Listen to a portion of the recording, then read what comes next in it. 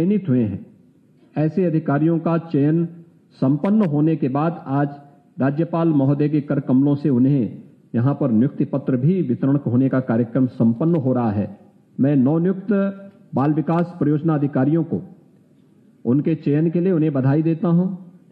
उत्तर प्रदेश लोक सेवा आयोग को समयबद्ध ढंग से इस कार्यक्रम को आगे बढ़ाने के लिए हृदय से धन्यवाद भी देता हूं और आप सबसे अपेक्षा रखता हूं कि चयन की प्रक्रिया आपने देखी होगी कितनी पारदर्शी थी। आपको कहीं सिफारिश कराने की आवश्यकता नहीं पड़ी होगी। मेरिट के आधार पर सारे कार्यक्रम हुए हैं।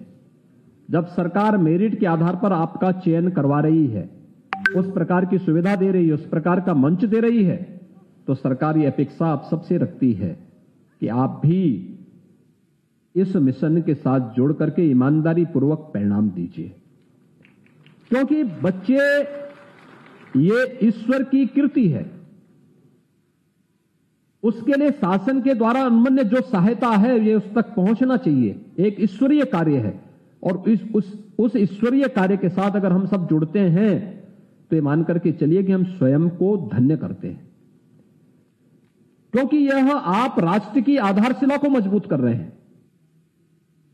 और एक कुपोषित बच्चे और एक कुपोषित मां से उम्मीद नहीं की जा सकती कि वह समाज और राष्ट्र की वर्तमान की चुनौतियों का सामना करने के लिए समाज के साथ खड़ी हो सके। अनेक प्रोग्राम हैं, अनेक कार्यक्रम हैं, उन कार्यक्रमों के साथ हमें जुड़ना होगा, उन कार्यक्रमों को ईमानदारी के साथ पहुंचाना होगा। और महिला सशक्तिकरण की दिशा में तो बहुत सारे कदम बढ़ाए गए हैं। मिशन शक्ति का तीसरा चरण का कार्यक्रम वर्तमान में चल रहा है।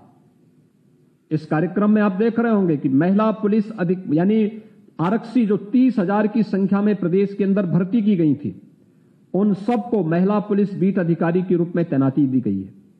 वह महिलाओं से जुड़ी हुई समस्याओं का समाधान तो कर ही रही हैं, लेकिन साथ साथ पोषण से जुड़ी हुई और महिला कल्याण से जुड़ी हुई उन सभी योजनाओं का लाभ गांव की और नगरीय क्षेत्र में मोहल्ले मोहल्ले में जो महिलाएं हैं जिनको इनके बारे में बहुत जानकारी नहीं, उनको देने का कार्य भी सफलतापूर्वक वहां पे कर रही है।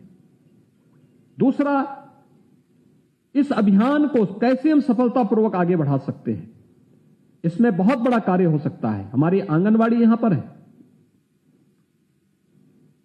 कोरोना कालखंड के दौरान हम देख रहे थे जब तमाम अच्छे अच्छे लोग अपने को सेल्फ क्वारंटीन में घर में बंद किए हुए थे, तब आशा वर्कर और आंगनवाड़ी एएनएम ये लोग गांव गांव और मोहल्ला मोहल्ला जाकर के एक एक परिवार का स्क्रीनिंग कर रही थी और उनको मेडिसिन किट उपलब्ध करवाने का कार्य कर रही थी। अगर ये निगरानी समितियों के माध्यम से ये कार्य ये लोग नहीं करते, उत्तर प्रदेश में कोरोना की स्थिति को संभालना कठिन हो जाता है। और मुझे तो इस दौरान गांव गांव में जाने का अवसर प्राप्त हुआ। कोरोना जब पीक पे चढ़ गया, देश के अंदर स्थिति अनियंत्रित सी होती दिखाई दे रही थी। उत्तर प्रदेश सबसे बड़ी आबादी का राज्य, सबसे बड़ी चुनौती हमारे सामने थी। उस समय कैसे इस समस्या का समाधान हो, तो मुझे लगा कि नहीं, मुझे स्वयं फील्ड में निकलना चाहिए। और तब मैं जाता था, गांव में जाता था, मैं देखता था, कोई मिले ना मिले, लेकिन वहां पे आंगनवाड़ी और आशा वर्कर जरूर मिल जाती थी हम लोगों को। कितना अच्छा काम उन लोगों ने उस समय किया था। और उस कार्य को ही ध्यान में रख करके सरकार ने निश्चित किया कि हम आंगनवाड़ी और आशा वर्कर के मानदेय को बढ़ाने का काम करेंगे। और सरकार उस दिशा में बेहतरीन तरीके से आगे बढ़ रही। हम उन लोगों के साथ बैठ करके कार्य योजना उसका विभाग तैयार कर रहा है, लेकिन साथ साथ मैंने विभाग को यह भी कहा है कि उनका जो पिछला बकाया है उसका भी तत्काल भुगतान करने की व्यवस्था कर लें, जिससे किसी को सामने भी कोई ऐसी स्थिति नहीं आनी चाहिए कि वह बाद में सरकार के सामने या विभाग के सामने हाथ फैलाने की नौबत नहीं आनी चाहिए। क्योंकि आज तो ये समय है कि जब उनके कार्यों के लिए उन्हें सम्मानित किए जाने की आवश्यकता है। और सरकार उस दिशा में एक बेहतरीन प्रयास आप सबके लिए करेगी। आज के इस अवसर पर फिर मैं आप सबसे यही अपील करूंगा कि ये सितंबर माह राष्ट्रीय पोषण माह के रूप में 4 सप्ताह के 4 प्रकार के कार्यक्रम आप माध्यमिक जो हमारे जूनियर हाई स्कूल होंगे, जो बेसिक शिक्षा परिषद के स्कूल होंगे, जो आंगनबाड़ी केंद्र होंगे, उनके पास किचन गार्डन स्थापित कर सकती हैं। विद्यालयों को इसके लिए हर वर्ष उसके रखरखाव के लिए धनराशि की व्यवस्था भी है।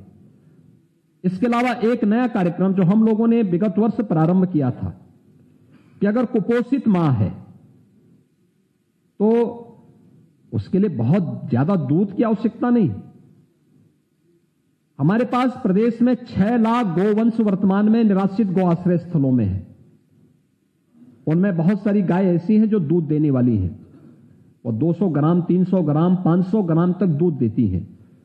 अगर इसमें से 50 ग्राम दूध सुबह, 50 ग्राम दूध शाम को किसी भी कुपोषित मां को मिल जाए, किसी बच्चे को, कुपोषित बच्चे को मिल जाए, उसके लिए अमृत हो जाए।